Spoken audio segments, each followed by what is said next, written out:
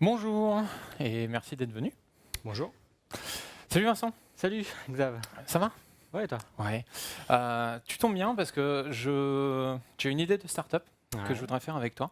ok. Je te propose de voir le sujet. Ouais, vas-y, Ok. balance. C'est assez simple en fait. L'idée c'est d'avoir une petite application où on va pouvoir se poser, se challenger entre amis et se poser des questions et on va devoir répondre. Donc par exemple, on pourrait se poser la question qu'est-ce qu'on désigne par le terme de makemake? Et on affiche des solutions comme par exemple une planète du système solaire, un plat africain, un tube des années 70 ou bien la réponse D. Ok, ouais, ça me paraît pas mal. Moi, là, par exemple, je répondrais à un tube des années 70.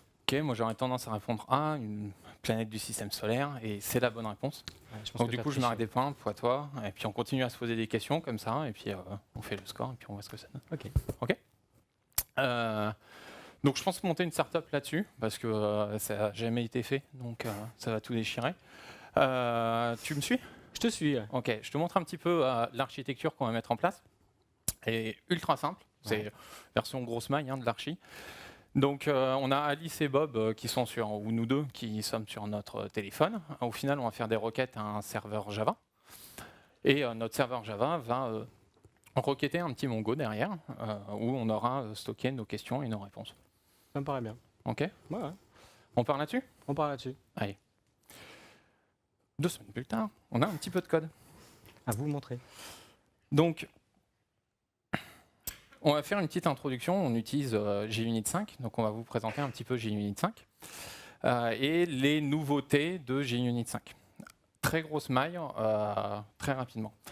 Donc dans un premier temps, vous voyez qu'ici on n'a pas besoin du mot-clé public pour la classe. On peut la garder protected et ça rendra nos tests sans aucun souci. Et on peut mettre des classes qui sont nested. Donc on peut mettre des classes dans des classes pour décrire au niveau de nos tests des contextes d'exécution particuliers pour nos tests. Par exemple ici, je suis dans le cas où j'ai une question qui vaudrait 1 point, et si je descends un petit peu dans mon code, j'ai ici des exemples de tests, si jamais je suis sur une question à 2 points. Okay, donc juste en mettant la notation nested, ça me permet de avoir des classes nested et de donner des exemples, des contextes d'exécution de mes tests. Je vois que tu as aussi le display name là. Il y a aussi le display name. Alors le display name, il est sympa quand on exécute nos tests. Parce que c'est ce qui va s'afficher à la place du nom de la classe Ou de la dont méthode. ou de la méthode qu'on a l'habitude de voir. Ce qui permet de donner une espèce de petite documentation comme ça. Donc par exemple, on voit que pour calculer le score pour une classe à 2 points, si la réponse est correcte, on donne des points à celui qui a répondu juste, etc. Ok. Il y a un autre truc qui change, ouais, c'est là ce que tu viens de surligner, c'est le before each. Avant, c'était pas présent, ça, je crois. Non, avant c'était add before sur JUnit 4 que vous connaissez sûrement. C'est add before, ça a été renommé en add before each. Et le add before class que vous connaissez, ça sera un add before all maintenant, ce qui est un peu plus explicite sur quand est-ce que ça s'exécute. Il y a la même chose sur after, donc on a after all et after each qui sont nouveaux. Il y a quelques nouveautés aussi sur les assertions. J'avoue préférer encore Assergy, donc on continue à utiliser Assergy, ça reste compatible, il n'y a aucun problème. Et puis enfin, il y a une dernière chose dont on n'a pas besoin pour l'instant pour notre projet, donc on ne va pas l'utiliser, c'est un système d'extension. On peut étendre JUnit 5, JUnit 5 beaucoup plus facilement. Mais pour l'instant, on n'a pas besoin, donc on ne va pas regarder ça. Et enfin, vu qu'on est des gens bien, on a aussi fait un test d'intégration. Pardon. Et notre test d'intégration, il ressemble à ça. Donc on a dit qu'on utilisait une base Mongo. On utilise notre base Mongo, on se connecte à quelque chose qui est dans le cloud ou quelque part, qui est une base Mongo. On se connecte dessus, on a notre base de données. Notre test consiste juste à écrire quelque chose et à vérifier qu'on est capable de le récupérer. Okay, très simple.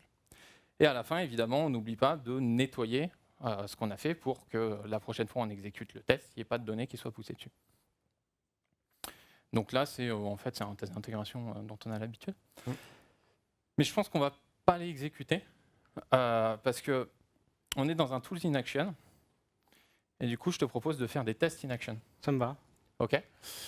Donc, on va en fait vivre le code qu'on est en train d'avoir là. Et donc là, par exemple, j'ai besoin de setuper une base Mongo. Donc pour ça, j'aurais besoin de quelqu'un qui veut bien venir jouer le rôle de la base de données MongoDB, s'il vous plaît. Est-ce qu'il y a quelqu'un qui veut bien venir avec nous? Eric, viens. OK. Ah ouais. Donc merci, on peut l'applaudir au passage. Il n'était pas... OK. Donc c'est très simple. Donc tu vas jouer le rôle de la base de données. OK.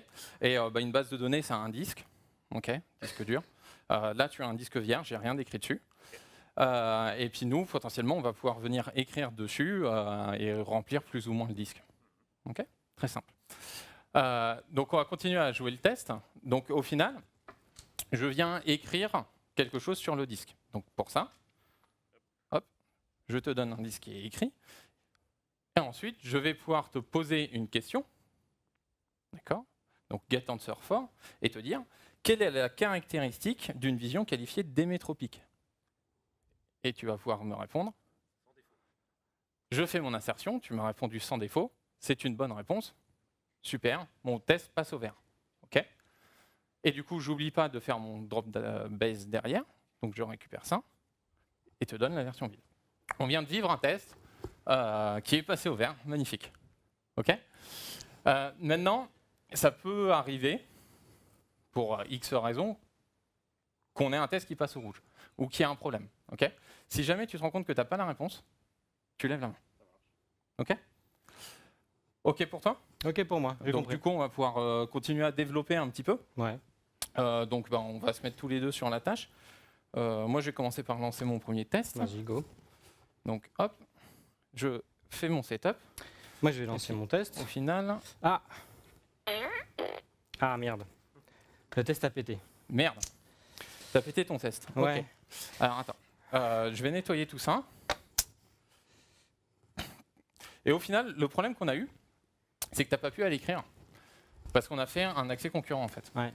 On a eu un accès concurrent au serveur, on a essayé de lancer nos tests au parallèle. Et au final, on s'est marché dessus. Ouais, effectivement. Donc, c'est un premier problème de test d'intégration qu'on a là. Ouais, alors là-dessus, moi j'ai une petite idée. On va essayer de dupliquer le serveur. Alors ça va pas forcément être exactement le même, hein, mais il devrait ressembler à peu près. Et donc pour ça, on va avoir besoin d'un deuxième volontaire, s'il vous plaît. Merci. Merci. On l'applaudit aussi. Merci. Tu peux te passer du coup juste à côté. Magnifique. Et on va te donner un disque vierge aussi, même principe. OK? OK. Donc pour rappel, si jamais il y a un problème, tu lèves la main et c'est un. OK? Je prends le premier serveur, tu prends le deuxième? C'est bon. OK? Bon, du coup, on relance nos tests. Allez, On go. réessaye. Donc, je vais sur mon test, sur mon serveur, Ouais, je vais pardon. setuper le mien. Je setup. Hop. Dans les épreuves difficiles, les candidats sont triés sur le volet. À l'origine, qu'est-ce qu'était le volet? C'était un tissu. Quel héros pratique couramment l'hyperbat? Il y a quelque chose. Ton disque qui peut être écrit de l'autre côté aussi. Il y a un piège, effectivement. Cosette, Ah non, c'est pas Cosette. L'hyperbat. Hyperbat. C'est Maître Yoda. Pourtant, c'était bien Ok. écrit. C'est passé au orange. Allez. C'est pas... c'est le jaune dans Jenkins. Ok, donc au final, ça s'est plutôt pas mal passé. Ouais. Ok. On a évité de se marcher dessus et c'est une solution qu'on voit souvent en entreprise. On duplique. On duplique le serveur Ouais. de test. Ouais. Donc cool.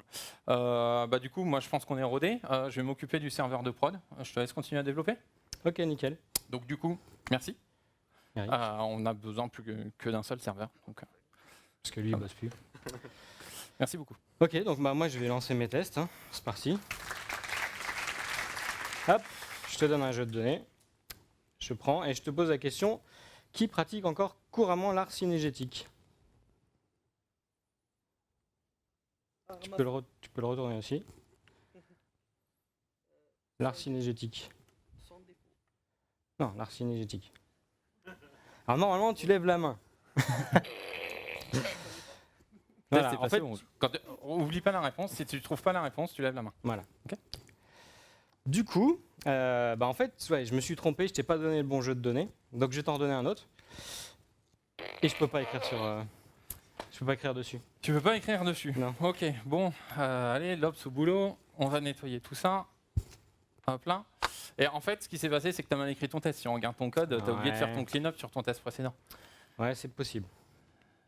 Bon, tu as une solution pour ça?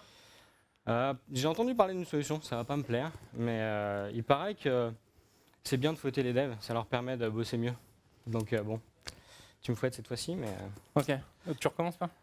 je vais essayer. Je vais essayer de pas me planter. Ça marche.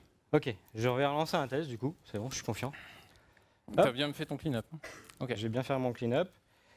Et donc, au Japon, dans quel sport utilise-t-on des ya-aya ou des ya-otaya? Il y a encore un truc qui a planté, Xavier. Ok, bon, allez, je vais faire le clean-up. Hop là. Ah bah ouais, il y a un problème sur le disque, il est devenu complètement illisible. Bon. Là, on a un problème d'interruption de service quand même. Ouais, je pense que t'as pas bien fait ton boulot là. Ouais. T'aurais pu voir que le disque dur il allait mourir. Ouais, j'aurais pu le monitorer, c'est vrai. J'ai un peu oublié ça. Mais bon, je m'occupe de la prod en ce moment. Ouais, c'est pas une raison. Moi j'ai accepté de me faire fouetter. Donc je vais te fouetter. Ok. Bon, ça va pour cette fois, je fais un gaffe. Ok. Ça me va. Tu sais quoi, on va éviter de fouetter tout le monde. Ouais. On va réfléchir 2 minutes aux problèmes qu'on pourrait avoir. Ok. Ok. Merci. On applaudit. Donc les problèmes qu'on pourrait avoir, par exemple, moi je suis en train d'installer le serveur de prod là. En fait, il y a eu une faille de sécurité récemment, j'ai fait une mise à jour. C'est déjà plus la même chose que le serveur de dev. Donc on a un petit problème là-dessus, quoi. Ouais, Ça puis risque ça de pose- merder en prod alors que ça passe en dev. C'est peut-être même pas le même matériel, donc ouais, effectivement. Mm. Là-dessus, moi je te propose d'investir un peu et de faire des serveurs de test de dev qui soient équivalents à la prod. Donc Ok. si tu as des machines de guerre dans la prod, tu mets des machines de guerre pour le test. Ok. Ça te va? Oui, pourquoi pas. Pourquoi pas, on est une start-up, on a les moyens. Par contre, il ne faudra pas oublier que on a potentiellement un problème de latence réseau. Parce que du coup, on va prendre pour les devs des trucs qui sont dans le cloud qui envoient. Donc risque de latence réseau, surtout s'il y a quelqu'un qui se décide de télécharger le dernier Game of Thrones, par exemple. Genre toi, quoi. Genre moi. Donc, tu as une idée là-dessus? Ouais, on s'équipe en fibre optique, on fait un réseau de malades, Ok. on investit aussi, mais comme tu l'as dit, on est une start-up, il y a de quoi faire. Oui, oui, pourquoi pas. Ouais. Tout ça, ça fait vachement de taf pour moi quand même. Il faut que j'installe Ouais. la fibre optique, les machines, je mets tout en place, tout ça. Ouais. Là-dessus, on pourrait être dupliqué. On prend plus d'ops, ça marchera mieux. Ouais, ok. Et puis il va falloir que je les forme aussi au passage. Tu voudrais pas en prendre un petit peu pour toi et je sais pas, t'installes Mongo chez toi par exemple Pourquoi pas? pour pour dev. Pourquoi Ça pas? se fait. Ça peut se faire. Mais du coup, voilà, ça me rajoute un peu de... Enfin, du coup, tu te décharges sur moi. Moi, c'est pareil. Hein. Ouais, mais ce qui marche pour moi, ça marche pour toi. Donc on duplique. Ouais, Et puis en plus de ça, on aura plus de dev, on ira plus vite et on est plus vite en prod. c'est bien connu. Ok. Ça me paraît correct. Cool. Mais tout ça, ça me paraît quand même assez compliqué. Ouais. Je suis pas sûr qu'au niveau facilité d'usage, enfin, va falloir brancher les neurones 2 minutes quand même. Ouais, il faudra mettre de la doc, etc. Là, j'ai une proposition qui peut-être va piquer un peu, mais on prend une équipe de ninjas. Tant soit ops, dev, on prend que des ninjas. Ok, que des ouf. Ouais. Ok, attends, on reprend toutes les solutions qu'on vient de dire là. Donc on duplique l'infrastructure, ça va coûter un petit peu de pognon. On investit dans l'infra et dans le réseau, ça coûte du pognon. On prend que des ninjas en ops et en dev, ça coûte du pognon. En plus de ça, on en prend beaucoup, donc on a un budget fouet qui augmente. Ouais. Ok, on se pose 2 minutes et on essaye de réfléchir à une autre solution. Yes. Donc, moi j'aimais bien l'idée de me décharger sur toi quand même. Ça m'étonne pas. Ok. Donc, on pourrait jouer ça en local parce que ça résout le problème d'accès concurrent. On a tous notre machine de dev, pas de problème d'accès concurrent. On résout le problème d'interruption de service parce qu'en gros, soit la machine ne marche pas, soit elle marche. Et si elle marche, il y a tout qui tourne dessus. donc il n'y a pas trop de risque d'interruption de service. La latence réseau, on est en localhost, ça devrait aller. Et puis moi, moi, je m'occupe de la prod. Donc, Nickel. je regarde les mots. Ok, mais du coup, moi, je vais essayer de faire un truc pour que les devs soient un peu moins chargés. Et puis, au passage, t'aider un peu sur l'hétérogénéité dev prod. Je propose qu'on utilise une technologie de conteneurisation, genre Docker. Et ça nous permettrait, déjà à nous, développeurs, d'avoir juste Docker installé. Tout le reste, ça tourne dans un Docker. Et en plus, ça devrait te pousser à utiliser Docker en prod et du coup à partager les mêmes images, etc. Ça te paraît pas mal? Ouais, pourquoi pas. Sous une condition, c'est que ce soit facile à utiliser, parce que c'était une de nos contraintes, et du coup, il faudrait que ça fasse un clean-up automatique. Ouais, oui. Comme ça, on enlève les fouets. Comme ça, on enlève les fouets, et puis ça peut se faire assez facilement en virant le conteneur et en le redémarrant à chaque test. Ouais, ça me paraît pas mal. Du coup, si on prend un peu tout ça, on peut imaginer un truc assez facile. Je fais la notation sur ma classe de test. Je dis quelle image utiliser, donc dans notre cas, c'est Mongo. Et puis, rouler jeunesse, c'est fini. Ouais, ça me paraît pas mal. Et du coup, on pourrait utiliser une extension JUnit 5. Bah ouais, puisqu'on utilise déjà JUnit 5. On essaie de se connaître ça? Ouais, vas-y. Et c'est ce qu'on a fait. En quelques semaines. En quelques semaines. Donc, on a écrit une extension JUnit 5 qui s'appelle JUnit 5 Docker qu'on va vous montrer tout de suite en démo. Et donc, le GitHub est dispo là. Donc, d'abord, les promesses. On a eu la promesse de démarrer en localhost. On a eu la promesse de ne pas avoir besoin de faire notre cleanup. Ce qui, au passage, nous permet de ne pas avoir besoin de garder la référence. Et on a dit, on veut add Docker. L'image, il faut que ce soit Mongo. OK. Mais on a oublié quelque chose quand on a fait notre expression de besoin. C'est que quand on utilise un conteneur, on a en général besoin d'exposer un port. Et donc, on va pouvoir mettre un port.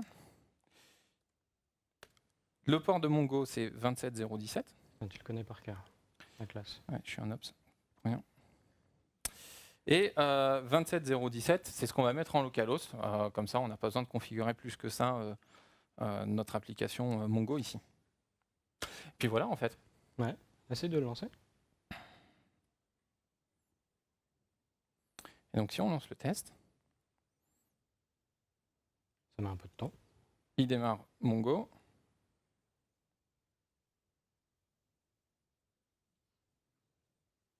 Et on...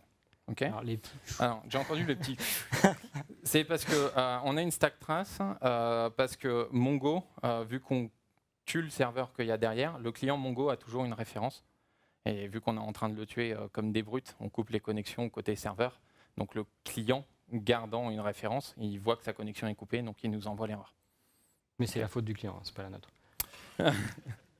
Mais du coup, ouais, là, tu viens d'expliquer un peu pourquoi, mais tu aurais pu me vendre du rêve en fait. J'aurais pu te vendre du rêve, c'est vrai. Donc, je vais te montrer un petit truc Docker. OK. Ouais.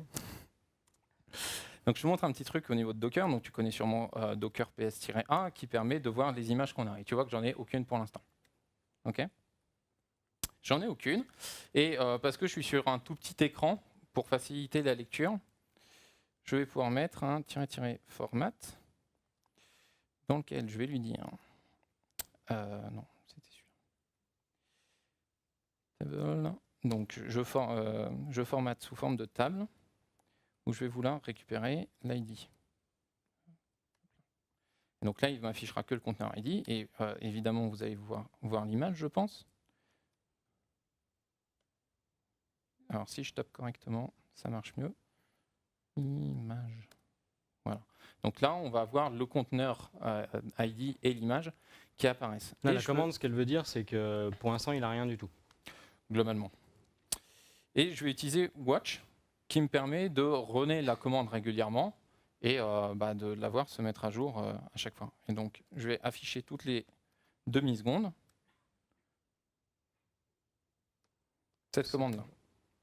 Voilà, et là, on voit qu'il y a les secondes qui avancent, tout simplement parce que c'est runné régulièrement.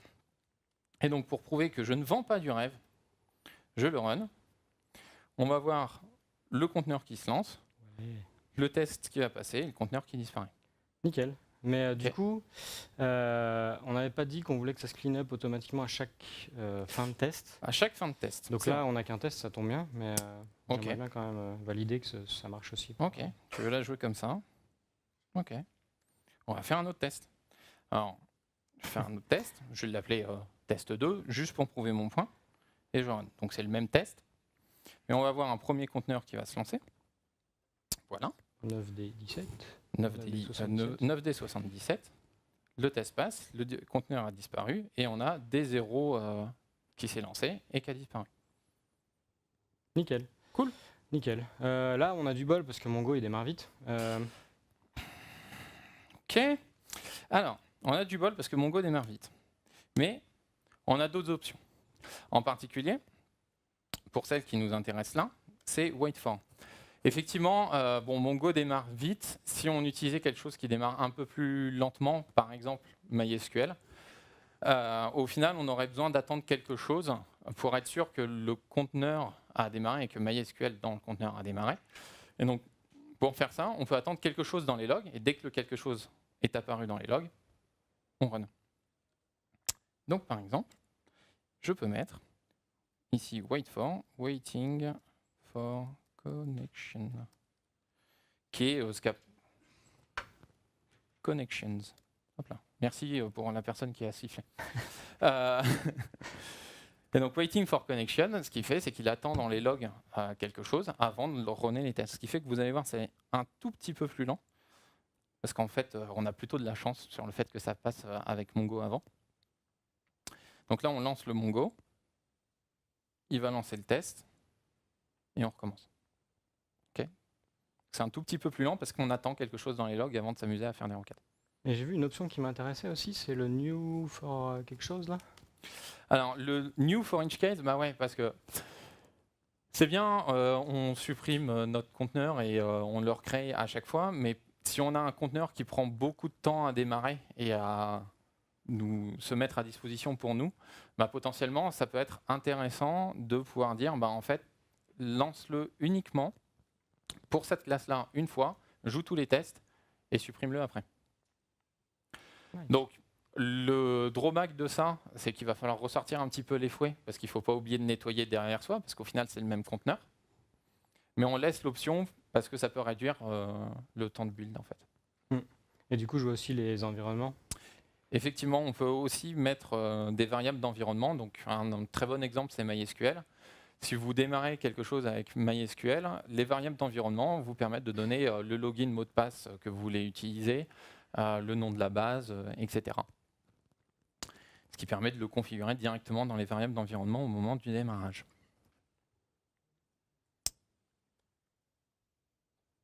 Voilà. Nickel. Alors, vous vous demandez probablement qui on est et pourquoi on est venu vous parler de ça. Donc je m'appelle Xavier Detemps, je travaille pour une société qui s'appelle SOAT et je suis un militant pour les tests et je parle beaucoup de tests et donc de tests d'intégration. Donc parler de tests d'intégration c'est bien, mais un des problèmes qu'on rencontre souvent, c'est justement les tests qui sont instables parce que le serveur, on n'arrive pas à y accéder, il y a un problème de disque, etc. Donc c'est un petit peu mon quotidien en fait, le problème des tests d'intégration. Yes. Et moi, c'est Vincent Demester, je bosse pour Docker. Mais dans une autre vie, j'étais aussi consultant et je bossais avec Xavier d'ailleurs. Donc il m'a un peu transmis cette passion des tests. Et du coup, quand on en a discuté, avant que je rejoigne Docker d'ailleurs, quand on en a discuté, on faisait face à certains problèmes qu'on a décrits ici. Et on s'est dit que ce serait intéressant de jouer un peu avec JUnit 5 et de créer une extension. C'était une manière de découvrir JUnit 5. Et puis en fait, on s'est rendu compte qu'en plus de ça, en plus de jouer, on pouvait aussi écrire quelque chose d'utile. Donc voilà. Et ça va un petit peu sur le dernier message qu'on voulait passer avant de conclure. C'est qu'au final, on a juste observé des problèmes qu'on avait, cherché, on s'est posé 2 minutes et on a réfléchi à qu'est-ce qu'on aimerait avoir. Et on s'est dit, essayons de l'écrire. Et il n'y a pas que nous qui pouvons faire ça, vous pouvez tous le faire. Et restez pas bloqués sur les problèmes que vous avez aujourd'hui, sur les projets sur lesquels vous êtes, et les trucs qui vous emmerdent tout le temps, et avec des tests qui sont flaky et qui n'arrêtent pas de passer au rouge, on ne sait pas pourquoi. Si c'est un problème qui vous gêne, essayez de voir si une solution existe. Et sinon, n'hésitez pas à essayer d'écrire la vôtre. C'est assez marrant à faire. Et puis en final, ça se fait en fait. Ouais, et puis n'hésitez pas non plus à la faire en open source parce que ça peut, un jour ou l'autre, vous amener à créer votre boîte ou en tout cas à faire ce que Docker a fait ou ce que Traefik a fait en l'occurrence. Merci. Merci à tous.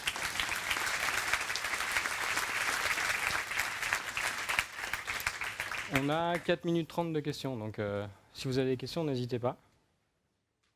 Oui.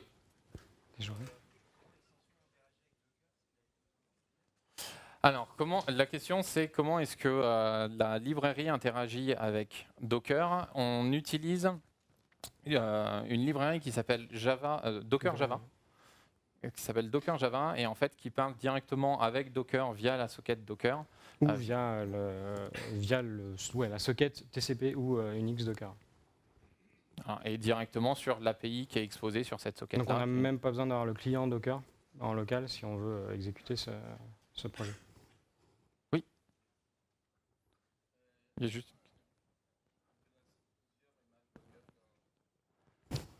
Alors, pour l'instant, on ne supporte qu'une seule annotation.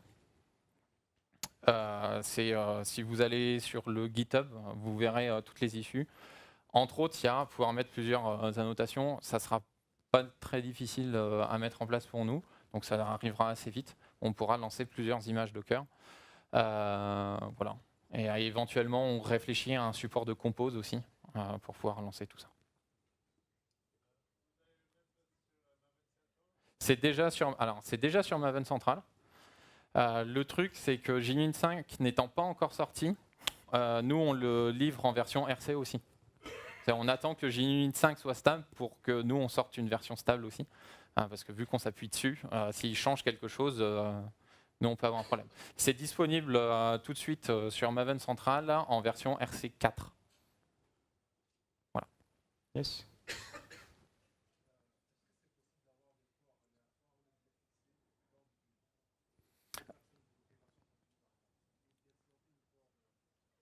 Oui, c'est un problème auquel on a réfléchi. Avec le système d'extension de JUnit 5, on doit pouvoir faire un petit peu d'injection pour donner le numéro du port et du coup avoir des ports pour l'instant aléatoires. On ne l'a pas. C'est une feature qui est dans la backlog qu'on pense faire. Effectivement, pour tout ce qui est serveur d'intégration continue, c'est quelque chose qui est utile. Sinon, pour l'instant, c'est utilisable dans le sens où s'il n'y a qu'un seul run qui est fait sur le serveur d'intégration continue ou par serveur d'intégration continue, ça passe. Mais effectivement, dès qu'on va lancer nos tests en parallèle, on peut se marcher dessus au niveau des ports. C'est un risque. Oui.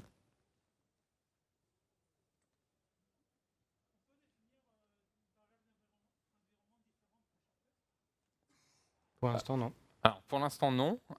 Donc, il y a un contournement qui est de faire des différentes classes, et du coup, chaque classe aura ses variables d'environnement. C'est un premier contournement. Et ensuite, encore une fois, dans la backlog, on a l'intention de mettre l'annotation au niveau du test aussi, pour pouvoir démarrer un Docker particulier pour le test. Oui. Si le test tourne dans Docker. C'est-à-dire ? Si mon Java est déjà dans Docker, s'il y a Docker dans Docker, ça passe. Non, même s'il n'y a pas Docker dans Docker, d'ailleurs, dès que tu as accès à un endpoint Docker. Donc il faut que tu configures ton conteneur pour, ou il faut que tu aies une socket TCP qui soit accessible depuis ton conteneur. Mais oui, après c'est... Et d'ailleurs, ça peut être une solution pour résoudre la problématique des tests d'intégration continue. C'est si l'intégration continue run le build Java dans un conteneur, vu que du coup le port n'est exposé que dans ce conteneur-là, on peut faire plusieurs constructions en parallèle. J'ai vu une main se lever. Non. Oui. Est-ce qu'on peut garder le même serveur Mongo pour... Et dupliquer la base de données pour chaque Donc test. avoir un jeu de données initial à chaque fois qu'on démarre notre...